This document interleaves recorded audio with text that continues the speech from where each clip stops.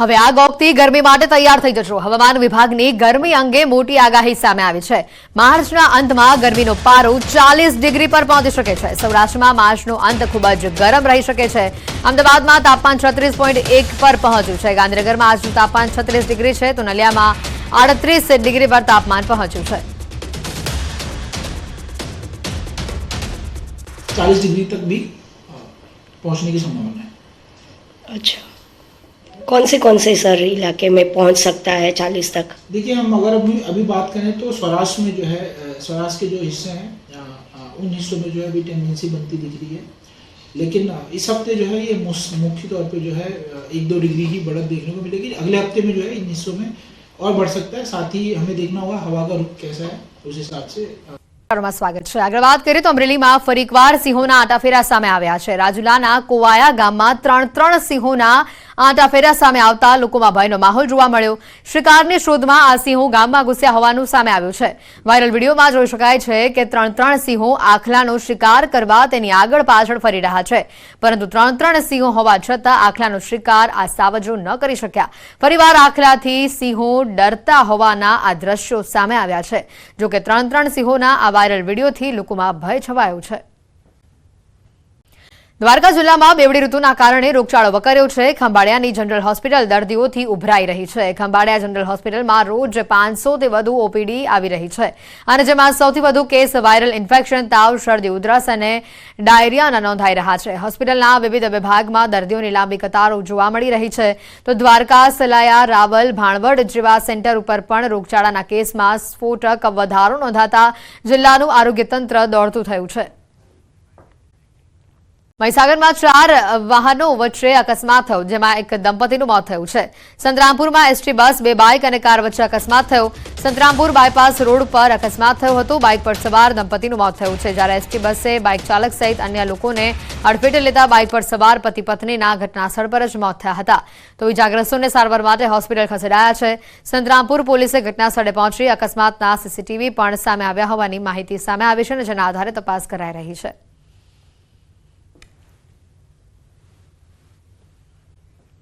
તો સુરતના વેસુ વિસ્તારમાં કાપડના વેપારીને માર મારવાનો મામલો સામે આવ્યો છે. વેસુ પોલીસે માર મારનાર 8 લોકો વિરુદ્ધ ગુનો નોંધીને તમામ લોકોની જે ધરપકડ છે તેની કામગીરી હાથ ધરી હતી. વેસુ વિસ્તારમાં આવેલા મોલમાં છેડતી કરી અશ્લીલ હરકતો કરતા હોવાથી લોકોએ તેને માર માર્યો હતો. વેપારીને માથામાં બોથડ પદાર્થ વાગવાથી 40 વર્ષીય વેપારીનું મોત થયું છે. તો માર મારતા વેપારીનું મોત થયું હોવાની પ્રાથમિક રિપોર્ટમાં સામે આવ્યું છે. પોલીસે 8 લોકો વિરુદ્ધ હત્યાનો ગુનો દાખલ કર્યો છે. રાજસ્થાનના અજમેરમાં વહેલી સવારે સાબરમતી આગ્રા સુપરફાસ્ટના 4 ડબ્બા પાટા પરથી ઉતરી ગયા. અકસ્માતમાં કેટલાક લોકોને ઈજા પહોંચી છે. Sabarmati Agra cantt superfast express goods train સાથે અથડાવાના કારણે એન્જિન સહિત જનરલ કોચના 4 ડબ્બા પાટા પરથી ઉતરી ગયા હતા. આ દુર્ઘટનાની માહિતી મળતા જ રાહત ટીમ ઘટનાસ્થળે પહોંચી હતી અને ઘાયલોને હોસ્પિટલ લઈ જવામાં આવ્યા હતા.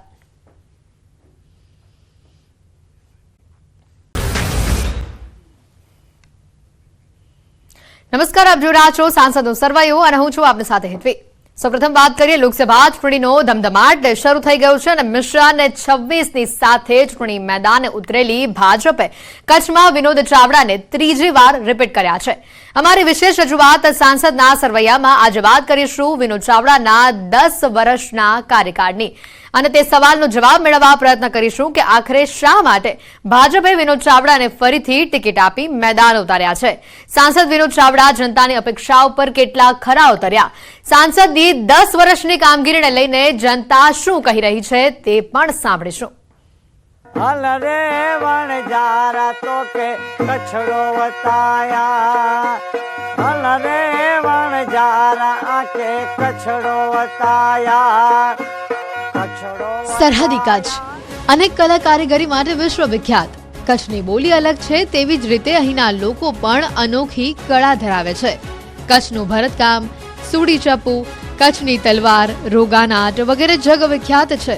કચ્છ જિલ્લામાં અનેક ખજાનો ધરબાયેલો છે. અહીં આવતા વિશ્વભરના લોકોને કચ્છના સફેદ રણના રંગો જ નહીં પરંતુ કચ્છની વિશ્વવિખ્યાત રંગબેરંગી કચ્છી શાલ અને વૈવિધ્યસભર ભરતકામના રંગો પણ આંજી દે છે. રાજ્યની લોકસભા બેઠકમાં પ્રથમ ક્રમાંકિત અને વિસ્તારની દ્રષ્ટિએ સૌથી મોટી લોકસભા બેઠક એટલે કચ્છ લોકસભા બેઠક. કચ્છનું કુલ ક્ષેત્રફળ 45,674 વર્ગ કિલોમીટર અને અંદાજિત વસ્તી 26,11,305 જેટલી છે. આમ તો 1996 થી આ બેઠક ભાજપનો ગઢ રહી છે. આજ સુધી કોંગ્રેસ કે અન્ય પક્ષ ભાજપનો આ મજબૂત કિલ્લો તોડી શક્યા નથી. આ વખતે લોકસભાની ચૂંટણીમાં 2139 મતદાન મથકો પર કચ્છના 19,35,338 જેટલા મતદારો મતદાન કરશે.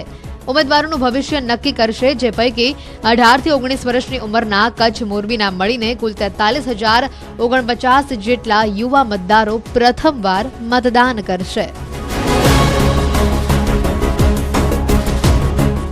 કચ્છની લોકસભા બેઠક અનામત બેઠક છે. છેલ્લા 2 ટર્મથી આ બેઠક પર ભાજપના વિનોદ ચાવડા ચૂંટાતા આવ્યા છે અને સતત ત્રીજી વાર અહીંયાથી ભાજપે વિનોદ ચાવડાને તક આપી છે.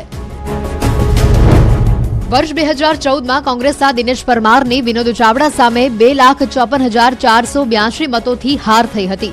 જ્યારે વર્ષ 2019માં કોંગ્રેસના ઉમેદવાર નરેશ મહેશ્વરી પણ ભાજપના ઉમેદવાર વિનોદ ચાવડા સામે 3,05,513 મતથી હારી ગયા હતા. કચ્છ લોકસભા બેઠક પર વર્ષ 2009ની ચૂંટણી નવા સીમાંકન પ્રમાણે લડવામાં આવી હતી, જેમાં નવા સીમાંકનમાં આ બેઠક અનુસૂચિત જાતિ માટે અનામત જાહેર કરવામાં આવી હતી.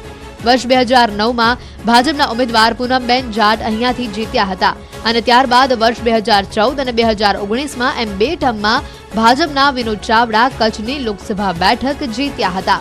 ત્યારે કચ્છના સાંસદ વિનોદ ચાવડાની ફરી ત્રીજી વાર લોટરી લાગી છે. 2024માં કોની વચ્ચે ટક્કર. આ વખતે ભાજપના વિનોદ ચાવડાની સામે કોંગ્રેસે યુવા નેતા નીતેશ લાલણને મેદાને ઉતાર્યા છે.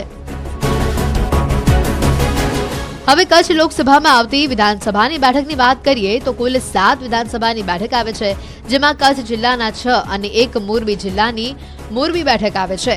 આ તમામ બેઠક પર 2022ની વિધાનસભાની ચૂંટણીમાં અબડાસા, માંડવી, ભુજ, અંજાર, ગાંધીધામ, રાપર અને મોરબી બેઠક પર ભાજપનો ભગવો લહેરાયો છે. કચ્છમાં 75% હિન્દુ આબાદી. કચ્છમાં પાટીદાર વોટ બેંક નિર્ણાયક. તો ઓબીસી મતદારોનો દબદબો છે. 21% મુસ્લિમ સમાજની વસ્તી. 59.9% ગ્રામીણ મતદારો. 40.1% વસ્તી શહેરી છે. દર વર્ષે કચ્છ લાખો દેશ વિદેશના પ્રવાસીઓની મહેમાનગતિ કરે છે. કચ્છમાં દિવસે ને દિવસે ઇન્ફ્રાસ્ટ્રક્ચર ફેસિલિટી પણ વધી રહી છે. ખાસ કરીને કચ્છ સાર્વત્રિક વિકાસની ગતિ પર આગળ વધી રહ્યું છે. જો કે આરોપ એવો છે કે જિલ્લામાં કેટલીય સમસ્યાઓ પણ છે જેનું 10 વર્ષમાં નિરાકરણ નથી આવ્યું. આરોપ છે કે ખેડૂતોને નર્મદાના નીર બાબતે અનેકવાર રજૂઆતો કર્યા છતાં પાણી મળ્યા નથી. વધુ ફ્લાઇટ અને આંતરરાષ્ટ્રીય એરપોર્ટ નથી. હજી ગામડાઓમાં વિકાસ પહોંચ્યો નથી. માછીમારો માટે પૂરતી સુવિધા નથી. કચ્છની પાકિસ્તાન સાથે જોડાયેલી સરહદની સલામતી અને અહીંયાથી થતી ઘૂસણખોરી ચિંતાનો મોટો વિષય છે. મોટાભાગની ટ્રેનો ગાંધીધામ સુધી આવે છે, જ્યારે જિલ્લા મથક ભુજની સતત અવગણના થઈ રહી છે. યુવા બેરોજગારને રોજગારી નથી મળી રહી. એમની કામગીરી જોવા જાઉં તો 100માંથી 0% છે. શા માટે? તો કચ્છના વિદ્યાર્થીઓ જે છે એમની સ્કૂલોમાં શિક્ષકો નથી. જે એકમો આવ્યા છે ઉદ્યોગો, એમાં સ્થાનિક કચ્છના યુવાનો બેરોજગાર છે, એ લોકોને નોકરી નથી મળતી. વિનોદભાઈ ચાવડાની ઓફિસે જાય તો વિનોદભાઈ મિટિંગમાં છે એવા એમના પીએ જવાબ આપતા હોય છે. સાબરમતીની જે ટ્રેન હતી ભુજથી એ બંધ થઈ.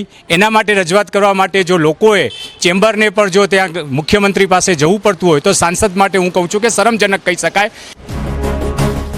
કોંગ્રેસનું કહેવું છે કે કચ્છમાં ક્યાંય વિકાસ દેખાતો નથી. જેમને વચન આપ્યા હતા કે અમે આવ્યા પછી આટલું કરશું, તો અત્યાર સુધીની અંદર હું આપને ગણાવવા જાઉં આ લોકોની ઉપલબ્ધિ કે ખૂટતી કડીઓ. હવે આપ દેખો કે ભુજની અંદર અત્યારે પણ સૌથી મોટો પ્રશ્ન હોય રેલવે. હવે રેલવે જે વધારાની મળવી જોઈએ હજી સુધી એકે નથી મળી. અને અહીંયા બેરોજગારી જે બહુ મોટો પ્રશ્ન છે. આપણી પાસે નર્મદા હજી નથી પહોંચ્યું. જે પહોંચ્યું છે એની કનેક્ટિવિટી પણ એટલી પૂરતી નથી કે કિસાનોને આપી શકીએ. બ્રાન્ચ કેનાલોનું હજી કામ ખૂબ માત્રામાં અધૂરું છે. કેટલાક સ્થાનિકો કહી રહ્યા છે કે સાંસદે કામ કર્યું છે, જે કામ કર્યા છે તેના આધારે તેઓને 100માંથી 80 માર્ક આપી શકાય. તો જે રીતે કચ્છ જિલ્લાનું જે પ્રવાસન ક્ષેત્ર છે એ રીતે જે વિકાસ થયો છે એમાં થોડુંક આપણે કહી શકીએ કે વિનોદભાઈની ભૂમિકા સારી રહી છે. એક સારા રસ્તા રૂપે ભૂમિકા સારી રહી છે. જે પુલિયો ભુજોડીનું જે વર્ષોથી ચાલુ નહોતું થયું એ પણ એના કારણે પણ થોડુંક એમ લેખાય કે વાહન વ્યવહારમાં થોડીક તકલીફ પડતી હતી, એ પણ થોડીક સુલેહ થયો છે. જો કે સાંસદ કહી રહ્યા છે કે 10 વર્ષમાં તેમણે પ્રજાલક્ષી અનેક કામ કર્યા છે અને આગળ પણ આવા જ કામ કરતા રહેશે. કચ્છને પાસપોર્ટ સેવા કેન્દ્ર મળ્યું છે, કચ્છને એફએમની સુવિધા મળી છે, કચ્છને ગડુલીથી સાંતલ પર રોડની મંજૂરી પણ મળી અને ફેઝ 1નું કામ પૂર્ણ થયું છે, જે આજે આપણે એ રોડ જોઈ રહ્યા છીએ. માં નર્મદાના પાણી સિંચાઈ માટે પહોંચ્યા છે. જે પણ એનઓસી કેન્દ્ર સરકાર દ્વારા આપવામાં જે કાર્ય પણ પૂરું થયું છે. ગાંધીધામનો સૌથી જૂનો પ્રશ્ન હતો જે ટેક્સ ફ્રી હોલિડેનો જે પ્રશ્ન હતો, જે પ્રશ્નનું પણ સમાધાન થયું છે અને આજે ગાંધીધામને પણ એની અંદર ભારત સરકારના માધ્યમથી સહયોગ મળ્યો છે. કચ્છને નવી ટ્રેનો મળી છે, નવી એર કનેક્ટિવિટી મળી છે.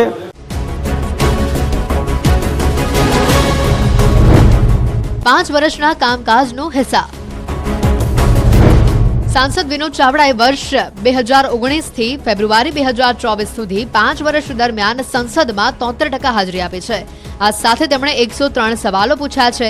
15 ડિબેટમાં તેઓએ ભાગ લીધો છે. આમ છેલ્લા 10 વર્ષ દરમિયાન તેઓ સક્રિય રહ્યા છે તેવું કહી શકાય. 10 વર્ષમાં વિનોદ ચાવડા એક સફળ સાંસદ તરીકે ઉભરી આવ્યા છે. વિધાનસભાની ચૂંટણીમાં પણ કામગીરી સારી કરી અને સંગઠનમાં પણ સક્રિય હોવાથી ફરી ત્રીજી વાર મેદાને ઉતારી કચ્છના રણમાં કમળ ખીલવવાની જવાબદારી અપાઈ છે.